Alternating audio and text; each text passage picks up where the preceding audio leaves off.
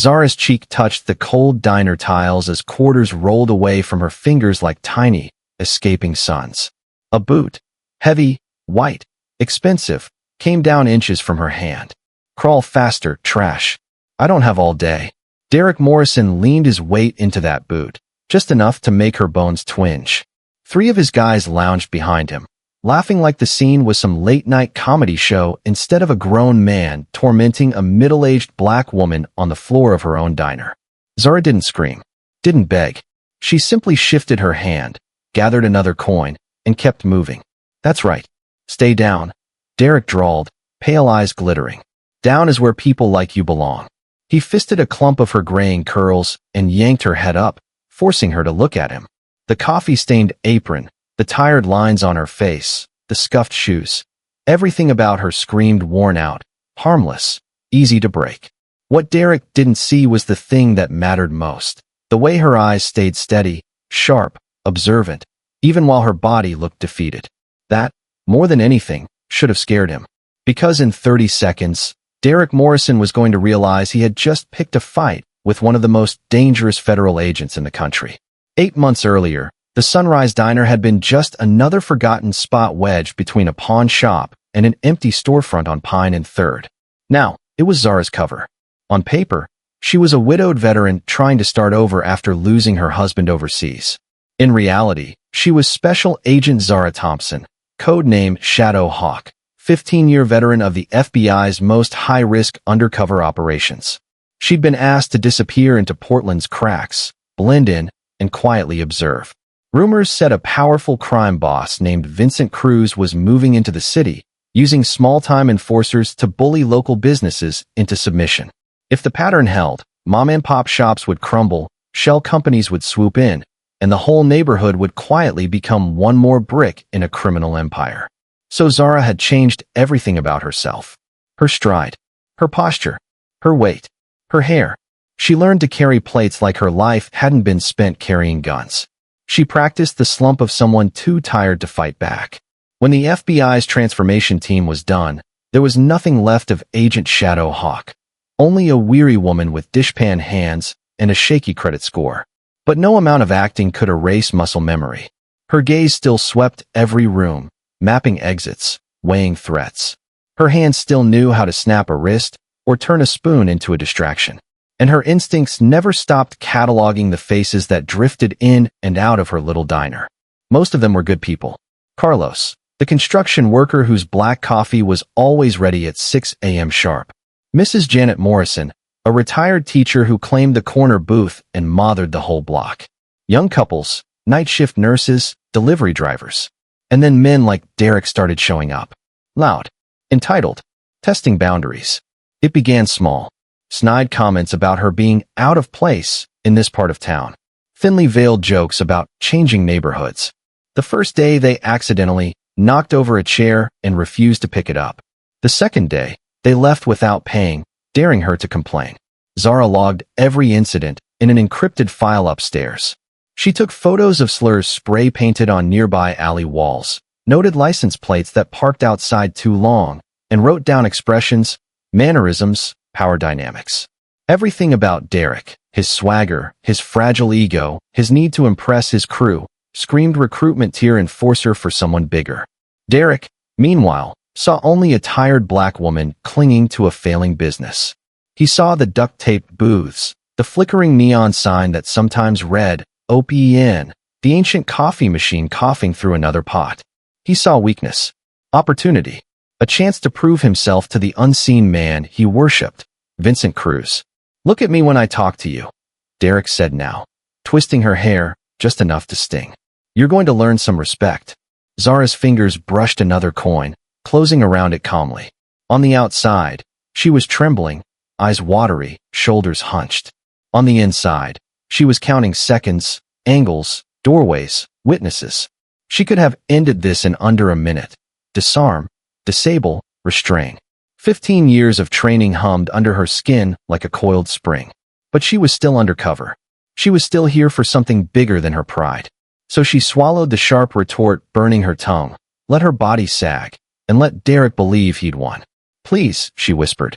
I just want to run my diner. That's all. He shoved her away, disgust curling his lip. Then you'll pay for protection like everyone else. Next week. Same time. 500. And if you don't. He let the threat hang as his guys began knocking over salt shakers, swiping stacks of plates off the counter just to hear them shatter. One man tagged the front window with a dripping insult in red spray paint. Another kicked over the open sign, laughing. Derek paused by the door and looked back, memorizing the sight of her kneeling in the wreckage of her own livelihood. "Welcome to the new rules, Zara," he said softly. "People like me write them. People like you obey." The bell over the door jingled as they left, the cheery sound absurd in the silence they left behind. Zara stayed very still for a long moment, hands pressed against the broken floor. Her heart hammered with rage she'd taught herself for years to bury. Her jaw clenched. Then, slowly, she got to her feet, picked up the phone, and dialed 911, even though she knew exactly what would happen. 20 minutes later, two bored officers wandered in, took a half-hearted report, and suggested she try not to provoke them next time, or just pay up until the neighborhood calms down. When they left, Zara locked the door, pulled the blinds, and walked upstairs to her tiny apartment. The slumped shoulders, the weary shuffle, gone. Her spine straightened. Her step turned sharp and precise. She crossed the bedroom, slid aside a row of hanging clothes, and pressed a hidden latch. The closet wall panel swung inward. Inside waited the life Derek thought didn't exist. Encrypted laptop, surveillance gear, lockboxes, case files. One thick file bore a name on the tab that made her lips curl in a humorless smile. Morrison, Derek. Underneath his photo, someone on the behavioral team had written one line in red ink. Pathological need to prove himself. Cannot walk away from a challenge. Zara tapped the folder with one finger. Down on Pine Street, Derek believed he was tightening a noose around a helpless woman. He had no idea he'd just volunteered to step into a trap designed by the most feared undercover agent in the Bureau. And she was done pretending she didn't know how to fight back. By the time the next week rolled around, the Sunrise Diner was a different kind of war zone. Not loud, not obvious, just emptier. Regulars stopped coming by just for a few days until things cooled down. Delivery trucks suddenly lost her orders. The health inspector appeared twice in 1 week, frowning at violations Zara knew hadn't been there the night before. Mysterious dead rats in the pantry, a fridge door that suddenly didn't seal properly. The real attack wasn't fists or guns. It was pressure. Constant, grinding pressure. At closing time, Derek's crew began parking across the street, engines revving, headlamps aimed at her windows. They laughed too loudly, pointed, pretended to mime gunshots at the glass. Customers inside shrank into their seats. A few left their food half-eaten, pressing cash into Zara's hand with apologetic eyes. "I'm sorry, Miss Zara," one young mother whispered. "My kids are scared. I can't bring them here right now." Zara forced a smile and told her she understood. Then she went upstairs and logged the interaction. Time, description, tone of voice, license plates outside. Every night, the folder on her encrypted laptop grew fatter.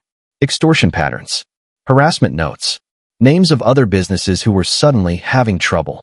Local shop owners who'd started locking their doors earlier. The pawn shop owner who stiffly claimed everything was fine when she asked, even though his hands shook. "Shadow Hawk, your job is to watch," Detective Rivera reminded her once a week at Powell's Books, where they pretended to talk about crime novels instead of real criminals. "Stay in position. We need the full picture before we move on cruise." They'd been tracking Vincent for years. Charities, shell corporations, legitimate investments on one side, drugs, guns, human trafficking on the other. He was the kind of man who walked into court in a $1,000 suit and walked back out again on a technicality. To bring him down, they needed airtight evidence of his entire pipeline, money, enforcement, everything. Derek was small fry, but he was useful.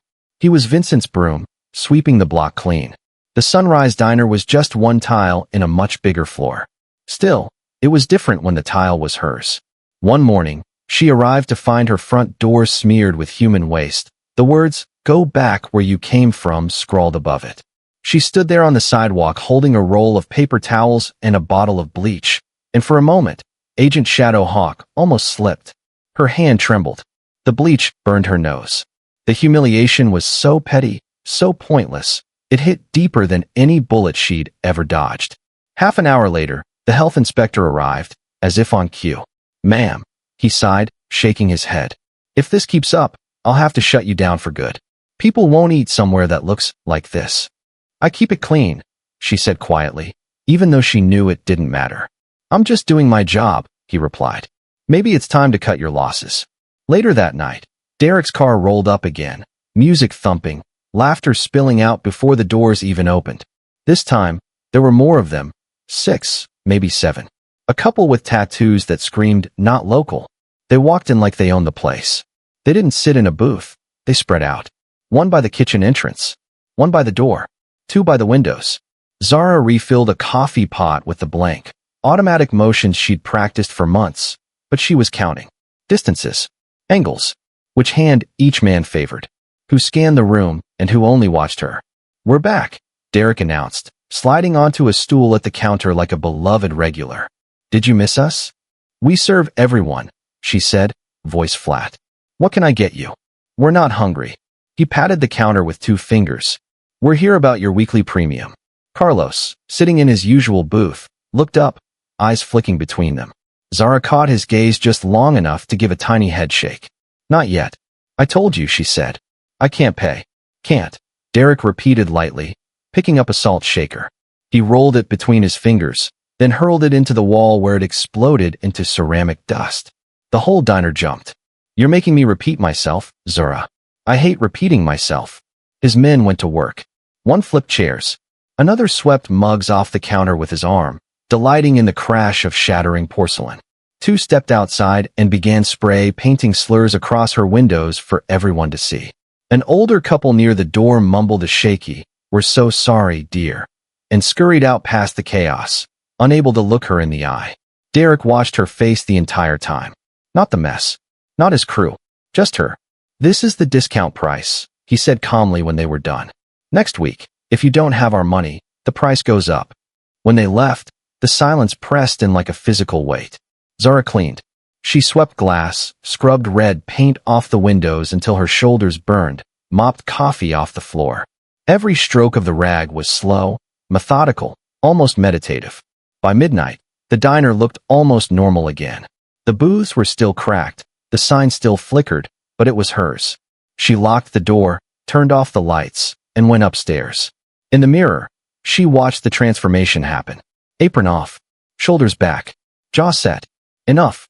If the FBI wanted her in place, she'd stay. If they needed more evidence, she'd collect it. But she was done being only defensive. In the hidden closet, she opened the file on Derek and flipped to the psychological profile. "Cannot resist a challenge to his ego," she read under her breath. Beautiful. That night, she placed micro cameras in the light fixtures, wired the napkin dispenser with an audio pickup, hid a recorder near the register. Everything was legal with the right warrants.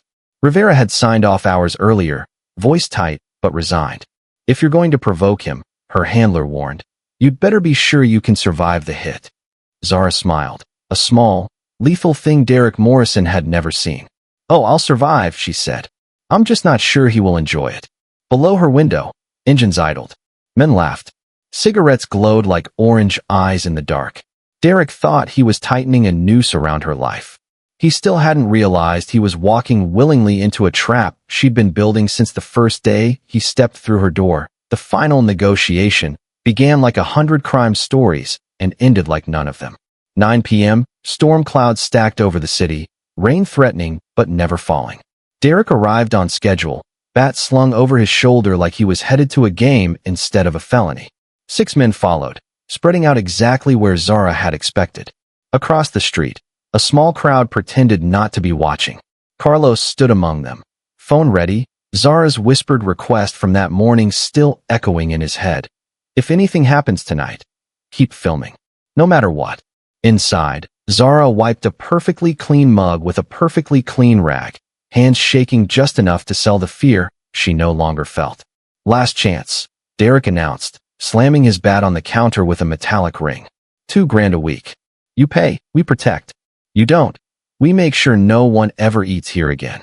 "I told you," she murmured, eyes on the mug. "I don't have that kind of money."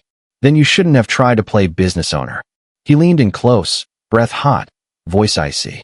Sometimes lessons are permanent, you know? His men shifted, tightening the circle around her. One blocked the back door. Another casually locked the front. One twirled his bat with too much eagerness. Outside, Carlos's heart hammered against his ribs. He could see everything through the front windows, hear only muffled bits through the glass. But his phone kept rolling. "I'll burn this place down with you in it," Derek snarled suddenly, dropping the friendly tone. "I'll make an example out of you so bright these other shop owners will see it from 3 blocks away." That was it. The line. The moment hypothetical threats became a clear, immediate danger. The recorders heard it. The cameras saw his face. Carlos's phone caught his posture, his rage, the way his men leaned in, ready to back him. Zara's shoulders stopped shaking. She set the mug down. Slowly, deliberately. Then she lifted her head. For the first time since she'd opened Sunrise Diner, she let her real posture come back. Straight, balanced, sure. Not beaten. Not powerless. "Wrong answer," she said quietly. Derek blinked. "What did you?" He didn't get to finish. Zara grabbed the industrial coffee pot, still hot from the last refill, pivoted, and flung its contents in one smooth, practiced motion. The steaming liquid hit Derek full in the face. He screamed, stumbling back, clutching his eyes. Before the bat even hit the floor, she was moving. The nearest thug swung at her head. She dropped low, snatching a mop handle and whipping it sideways into his knee. Bone cracked, his scream joining Derek's. A third man rushed her, bat raised. She stepped into his space and used his momentum, shoving him face first into the still warm grill. He bounced off with blistering skin and a howl, collapsing onto the checkered tiles. Outside, mouths dropped open. "Holy, did you see that?" Carlos whispered, zooming in, his voice trembling. Another attacker lunged with a switchblade. Zara caught his wrist, twisted, and brought a cast-iron skillet up into his ribs so hard the breath left him in a single, pathetic wheeze. The knife clattered away. 2 more hesitated, only for a second, but that was all she needed. She grabbed the heavy metal pepper shaker and hurled it like a fastball.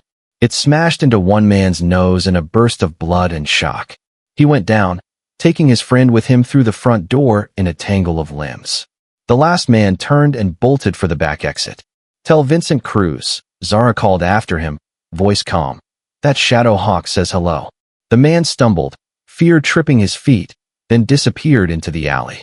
Inside, Derek writhed on the floor, whimpering, hands over his burned face.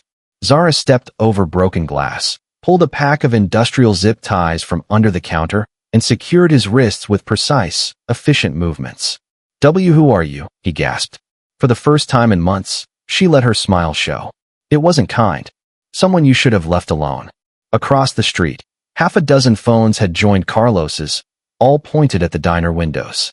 Videos uploaded themselves to social media in real time. Captions appeared. "Diner owner destroys gang, trying to shake her down. Local woman fights back against bullies. Do not mess with this lady." By the time Zara finished calling 911, voice steady, details precise, armed assault, self-defense, multiple injured suspects restrained, the first clips were already going viral. 20 miles away, a man in a glass and steel penthouse watched the video on a laptop, pausing every few seconds, jaw tightening. He recognized the way she moved. The efficiency, the precision, the lack of panic. It dragged up memories he'd tried to bury under money and distance. "Agent Shadow Hawk," Vincent Cruz murmured. "I thought you were dead." His fingers drummed the desk. Then he reached for his phone. By morning, Derek was no longer just a failed bully lying zip-tied on a diner floor. He was a victim with a high-powered lawyer and a polished story. "She attacked us," he said tearfully on the local news, bandages covering his face. "She called us names, said she was tired of white boys in her neighborhood. We were just trying to talk to her. She went crazy." The clip of the fight, without sound, without context, played on repeat beside his trembling voice. Hot coffee, flying objects, men collapsing. Looked one way, it was a woman defending herself. Looked another, it was an explosion of rage. Hashtags flipped like a coin. Yesterday's hashtag Diner Defender became hashtag Diner Danger. Talk shows argued. Comment sections rioted. Was this justice or vigilante violence? Did she overreact? Did race play into it? The diner whose name no one had known a week ago became the city's newest battleground. And while the world argued, the man who'd orchestrated the smear campaign sat back and smiled. Vincent Cruz had found the one weapon even Agent Shadow Hawk couldn't dodge: public opinion. The first protest outside Sunrise Diner happened 3 days after the videos blew up. Signs reading "Stop Hate Violence" and "Justice for Derek" bobbed in the rain. People who'd never set foot on Pine Street shouted about dangerous business owners and racial tension. News vans lined the curb. Commentators who had never seen Zara in person described her as aggressive, unstable, problematic. Inside, the diner was empty. Police tape still stretched across one corner. The broken glass had been swept away, but the air felt heavy, like the room itself was holding its breath. Zara sat alone at a table, legal documents spread out like a battlefield. Her public defender, a tired woman with kind eyes and too many cases, had just laid out her options. "They're pushing hard," the lawyer said. "Assault with a deadly weapon. Possibly attempted murder. Derek's medical reports are ugly: partial facial burns, vision damage, concussion. The DA's office wants a win." "I defended myself," Zara said quietly. "And 6 other people." "I believe you. But Vincent's lawyers are well-funded. And we can't exactly tell a jury that you're a legendary undercover federal agent without blowing half a dozen active investigations." There it was. The invisible cage she'd walked into the day she'd said yes to this operation. The FBI couldn't publicly defend her without ruining the case against Vincent. The case against Vincent couldn't move forward if she lost her cover. And if she lost in court, she'd become the cautionary tale criminals loved. See what happens when you fight back. Detective Rivera met her later at Powell's, the fiction aisle suddenly feeling cruelly ironic. "We can extract you," Rivera said. "New identity, new city. We spin this as a misunderstanding, let the media move on, and you disappear somewhere quiet. And leave this neighborhood to him." Zara asked, voice flat. Rivera didn't answer. She didn't need to. Extraction meant survival. It also meant failure, for Pine Street, for every business owner watching the news and deciding right now whether to fight or pay. "Do you remember what you told me when I took this assignment?" Zara asked. Rivera sighed. "I told you you'd hate it. You said, we don't just need evidence. We need a symbol. Someone who proves these people aren't untouchable." Rivera's jaw tightened. "That was before the entire internet started calling you a racist vigilante, Shadow Hawk." "Exactly," Zara replied. "Vincent isn't scared of bullets. He's scared of losing control of the story. He has the courtroom. He has the cameras. So we take them back." "How?" Zara stared down at the row of crime novels between them, then looked up with the kind of calm that made Rivera's stomach knot. "We give them a show," she said. "Public. Live.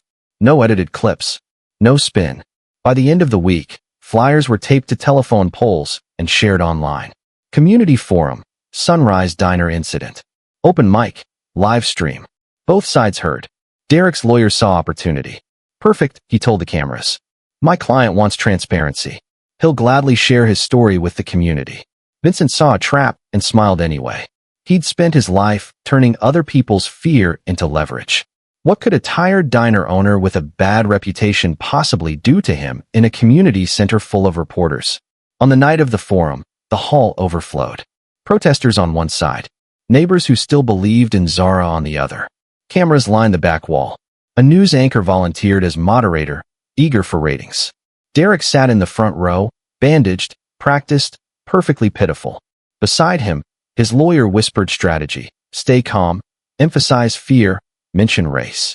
A few rows back, Vincent sat with 2 bodyguards, face neutral, eyes amused. Zara walked in alone. No suit, no badge, just the same simple dress she wore to pour coffee. "Mr. Morrison," the moderator began, "in your own words, tell us what happened that night." Derek was good. Tears at the right moments, hitch in his voice, hands shaking slightly. He described slurs she'd never uttered, threats she'd never made. He painted himself as the scared kid, her as the monster behind the counter. "When she looked at me," he concluded, "there was hatred in her eyes. I thought I was going to die." The room murmured. Cameras drank it in. "Ms. Thompson," the moderator said, turning. "Your response." Zara stood slowly. Her hands were steady. "Derek," she began, skipping the formalities, What business proposal were you discussing with me at 11 o'clock at night? With 6 men carrying baseball bats. His lawyer stiffened. Derek blinked. We weren't. You weren't what? She pressed. You weren't carrying bats? Because your own police report mentions them. A ripple went through the crowd. We were just what? Dropping by for a casual chat? After weeks of showing up uninvited, vandalizing my windows, scaring off my customers. His lawyer tried to cut in. The moderator tried to regain control, but the room's attention had shifted. They weren't watching Derek's bandages anymore. They were watching his eyes. Let's talk numbers, Zara continued. You demanded $500 a week, then $2,000. What exactly was I buying, Mr. Morrison? Insurance? Protection? From whom? He swallowed. I don't. From you? She asked softly. From your boss. The word boss landed like a stone in a still pond. Heads turned toward the back row, where Vincent sat suddenly very still. The moderator hurried to steer things back to feelings, but Zara had already pulled her phone from her pocket. She tapped a button. The speakers crackled. A familiar voice filled the room. Derek's, unmistakable, arrogant, captured in crystal-clear audio. She's tougher than most, his recorded self sneered. But they all break eventually. Just gotta find the right pressure point. Gasps. Heads twisting, searching for someone to explain. Another voice joined. The one Vincent had paid good money to keep out of court. Make sure she understands this neighborhood belongs to us now, recorded Vincent said. Whatever it takes. The world seemed to tilt. Every camera in the room swung to the back as Vincent rose to his feet, fury finally cracking his mask. Zara's voice cut through the chaos, calm and clear. My name is Special Agent Zara Thompson, she said, FBI. For the last 8 months, this diner and this block have been my undercover assignment. Silence shattered into shouts. Protesters froze mid-chant. Neighbors stared. Derek Morrison, she continued, has been shaking down local businesses on behalf of Vincent Cruz, head of an organized crime network operating across the West Coast. The story he just told you is a lie designed to discredit this investigation and turn you against the very people these men are hurting. Around the room, federal agents who'd slipped in as neighbors stood up in unison, badges flashing. They moved on Vincent and his bodyguards before anyone could react. You can't use that audio, Derek's lawyer spluttered. It's inadmissible, no warrant. Actually, Rivera said from the aisle, joining Zara at the front, we had 3. Signed. Time-stamped. And Mr. Cruz helpfully confirmed his identity just now. Vincent slammed a fist into the back of a chair as cuffs clicked around his wrists. Cameras caught every second. The internet, once so eager to condemn Zara, now watched a crime boss dragged away in front of the very community he'd tried to control. Derek sagged into his seat, bandages stark against his suddenly bloodless face. You're FBI, he whispered to Zara as she passed. She looked down at him, not vindictive, not gloating. Just done. I'm the woman you thought you could break, she said. And I'm the reason you're going to spend a long time explaining your business arrangements to a federal judge. Outside, the signs that had screamed justice for Derek drooped. People lowered them, exchanged stunned looks, and began tearing cardboard in half. New words appeared, hastily written on the blank backs. Justice for our neighborhood. Thank you, Agent Thompson. For the first time since the videos went viral, the story belonged to the truth. But the war wasn't over. Because men like Vincent rarely went quietly, and he had one desperate move left to play. Vincent Cruz's escape from federal transport wasn't a surprise. It was an unpleasant confirmation. He had money. He had men. He had contingency plans. Of course he'd arranged a way out. The only surprise was how quickly he struck back. Zara was at the diner, chairs stacked, doors locked, when her phone buzzed with a number she recognized as Janet's. She answered with a smile, until she heard the voice on the other end. Agent Thompson, Vincent said smoothly, using her title like a weapon. So good to finally speak without microphones. Her spine went cold. Where is Janet? There was a muffled whimper in the background. She's fine. For now. I thought we could have one last conversation. Riverside Warehouse. Pier 47. 1 hour.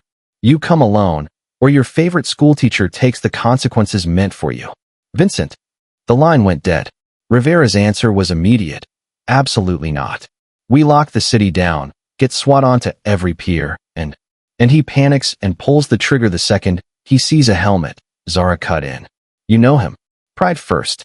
Image always. He'll kill you. He's been trying for 15 years, she said. He's never managed it yet. They argued for 4 minutes. It felt like 4 hours. In the end, Zara walked out with her service weapon, a wire under her shirt, and Rivera's voice in her ear promising backup, 5 minutes behind you whether you like it or not. The warehouse loomed over the water like a concrete coffin. Broken windows gaped. Rust streaked the walls. Inside, old machinery cast long, skeletal shadows. Vincent stood on the catwalk above, one arm locked around Janet's neck, gun pressed to her temple. 2 armed men waited near the stairs, positions tight and professional. Agent Shadow Hawk, Vincent called, his voice echoing off metal and concrete. You ruined my life, my business, my reputation, and you still show up when I whistle. How loyal. Let her go, Zara said, stepping into the open, hands away from her holster. Your fight is with me. My fight, he snarled, is with a system that pretends to be better than men like me while doing the same dirty work in nicer suits. The first bodyguard moved for a flank position. Zara's eyes flicked, calculating. Pillars, crates, rusted conveyor belts. Cover everywhere if she could reach it. Take 1 step closer, and I put a bullet through her head, Vincent warned, tightening his grip on Janet. The older woman winced, but didn't cry out. Her eyes found Zara's below, and there was trust there, terrified. Yes, but solid. Zara let that trust steady her. Vincent, she said, letting his name drag out. You've already lost the jury, the cameras, the neighborhood. The only thing you have left is this performance. Are you sure you want your grand finale to be coward hides behind hostage? Shut up, he snapped. That's always been your problem, she went on, slowly shifting toward a support beam. Men like you pay other people to pull triggers. You buy loyalty. You buy silence. You buy lawyers. But stand in a room with no briefcase and no bodyguards, and suddenly it's just you and me. You think I'm scared of you, he spat. I know you are. You ran halfway across the country after New York. You changed cities, clothes, companies. You keep building empires in other people's neighborhoods because you don't have one of your own. One of the gunmen swore under his breath, distracted by the words slicing through the air. That half-second of shift was all she needed. Zara dove behind a concrete column as the man fired, bullets sparking off the pillar. She rolled, came up firing 2 quick shots. One hit his shoulder, spinning him backward. The other knocked his weapon away. The second guard aimed. She dropped, fired again, caught his leg, then closed the distance and disarmed him with brutal efficiency. Stay down, she barked, voice all command now. Above, Vincent jerked Janet closer, gun shaking. Stop. One more move, and I end her. Zara holstered her weapon. Slowly, deliberately. Fine, she said. No more moves. She stepped out from behind cover, hands open, nothing between her and his rage except the rusted air. You came here for a final victory, she said. You wanted to hurt something I cared about. Congratulations, you proved you're still dangerous. But you also proved I was right. About what? He demanded. You're alone. She walked closer. 1 step. Another. 20 feet of empty air between them. You think those men you pay will wait for you? They'll cut deals. They'll name names. They'll trade you for lighter sentences. You know it. I know it. That's why you ran in the first place. Shut up, he hissed again, but his hand was trembling harder now. The gun muzzle wobbled. You built your life on fear. But look at me, Vincent. She lifted her chin. Look down. Do I look afraid of you? Janet's eyes widened as she felt the change in his grip. A tremor. A shift. You should be terrified, he said, but the words landed hollow. The only person terrified here is you, Zara replied. Because for the first time in 15 years, you can't buy your way out. There are agents outside.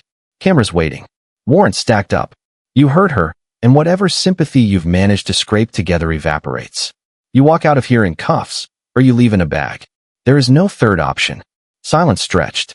The river lapped quietly at the pier outside, distant and unconcerned. Janet felt his arm slacken. Just slightly. But enough. He shoved her away suddenly, swinging the gun toward Zara with a roar. She'd been waiting for that exact moment. Her weapon cleared its holster in one smooth motion. 2 shots thundered through the warehouse, one from him, one from her. His went wide, whining off a beam. Hers took his wrist, sending the gun tumbling to the floor. Vincent went down screaming, clutching his arm, spitting curses about federal persecution. By the time Rivera and the tactical team burst through the doors, Zara already had him face down, zip ties biting into his wrists. "You're under arrest," she said, breath steady. Again, he twisted his head to glare up at her. "I'll beat this too." "Maybe," she said, "but your empire won't." Janet, shaking but alive, wrapped her arms around Zara in a grip that said everything words couldn't. Outside, the first sirens wailed. Inside, the sound of a crime boss finally running out of escapes echoed louder. 6 months later, the Sunrise Diner didn't look like a battlefield anymore. The vinyl booths were still patched, but now it was done with care, not desperation. The flickering sign had been replaced with a steady glow. A second entrance had been added with a hand-painted board above it. Portland Community Defense Center. Mornings still belonged to coffee and pancakes. Afternoons and evenings belonged to workshops, self-defense classes, legal aid sessions, small business training, support groups for victims of intimidation. Zara poured coffee with the same hands that had disarmed cartel lieutenants and dragged crime bosses off catwalks. Her FBI badge now lived in a desk drawer at home. She'd resigned her post, to the horror of half the bureau and the secret relief of her own exhausted heart. "Are you sure?" Rivera had asked when she turned in the paperwork. "I've spent 15 years infiltrating other people's homes," Zara had replied. "It's time to build my own." The bureau hadn't fought her too hard. After all, they'd turned her story into training modules and congressional testimony. Shadow Hawk protocols, joint community, federal task forces modeled after her operation, were now rolling out in cities across the country. Crime rates were already dipping in early pilot neighborhoods. But the part that mattered most to Zara didn't show up on any federal report. It showed up in little things.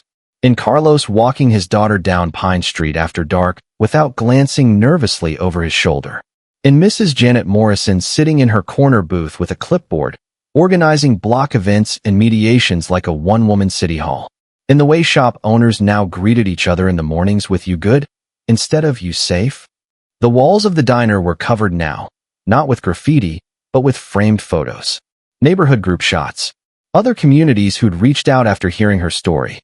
A grocery store crew in Detroit who stood up to gang recruiters. A line of Miami bodega owners who'd formed a cooperative security ring. Farmers in rural Texas who refused to let meth labs take over their roads. Each photo had a simple handwritten label underneath. They stood up. Derek Morrison's picture was there too, down near the coffee station. Not in handcuffs. Not as a cautionary tale. In the photo, he stood in front of a classroom of teenagers, hands spread, face serious. Beside it, a little card read, "Real strength is making people feel safe, not scared." Derek M. The judge had surprised everyone at sentencing. Years in prison had become thousands of hours of mandatory speaking and service with youth programs. It wasn't mercy so much as strategy. Derek knew the path to destruction too well not to be useful mapping it for others. On stage at a community college one evening, he looked out over hundreds of young faces and said, without theatrics, "I thought power meant people jumping when I walked in. Now I know power is when they're happy you showed up." The crowd had gone quiet in that heavy, thoughtful way that said at least a few minds were changing right there in those plastic seats. Back at the diner, Zara set a fresh mug down in front of Carlos. "You know this coffee was awful when I first came here," he teased gently. "Now it's only mostly awful." She pressed a hand dramatically to her chest. "High praise." His daughter, Maria, laughed from the corner of the defense studio where she and 3 other teens were practicing wrist escapes under the watchful eye of a volunteer instructor. "You created a monster, you know," Carlos added. "She wants to be Agent Hawk 2.0. "Good," Zara said, watching the girl's confident stance. "Maybe her generation will put mine out of business." Later that day, a local reporter came by to film a follow-up segment. 6 months after the diner fight. What changed? They tried to get Zara to talk about the viral video, the lawsuits, the hearings. She steered the conversation elsewhere. "Here's the thing," she told the camera, standing in front of the wall of photos. "People keep calling me a hero like I did all this alone. I didn't." Carlos filmed. Janet shouted the truth when others believed lies. Business owners shared their stories. Kids chose not to join the guys flashing easy money on the corner. A community decided it was done being scared. She gestured to the photos. These are the real stories. Ordinary people who realize the system isn't just some building downtown. It's us. When we show up, when we refuse to look away, it has to respond.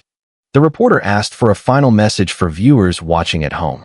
People far from Pine Street. People who might be living under their own quiet version of what had once strangled this block.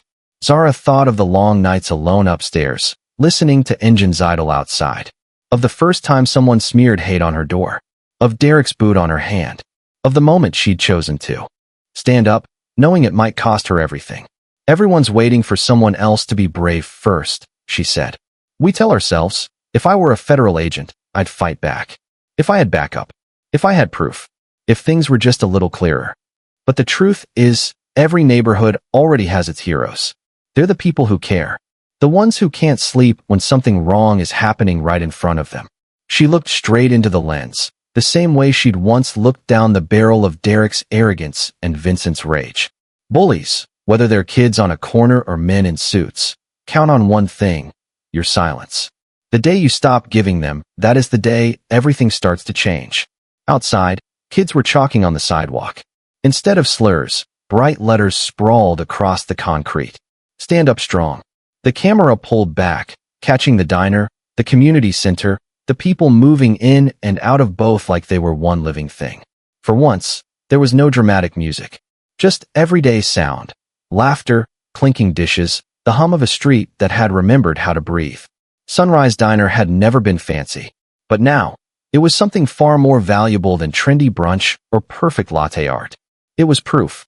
Proof that one woman with a battered apron and a spine of steel could stand up to a gang, a crime boss, and a wave of public hate, and that when her community finally saw the truth, they stood with her. Bullies all over the city watched that segment. So did people in other towns, other neighborhoods, other forgotten corners where someone was thinking, maybe this is just how it has to be. And maybe, just maybe, they started to wonder if they, too, were more powerful than they'd been taught to believe. Because in the end, real strength isn't about whose boot is on the floor. It's about who gets back up and who stands beside them when they do.